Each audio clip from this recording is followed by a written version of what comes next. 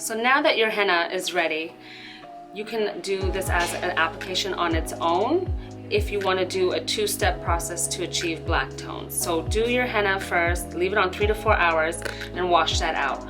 Once that's done, you can then apply the indigo and leave that also in your hair for 3 to 4 hours, and that will give you black tones.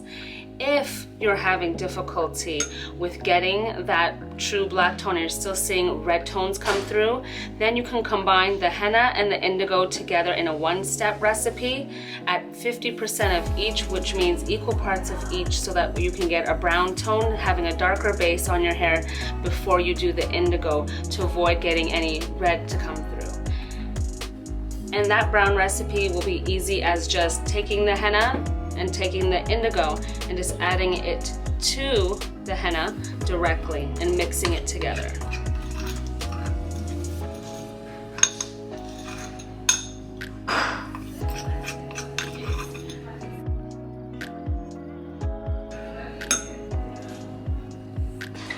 And mix it very well until combined.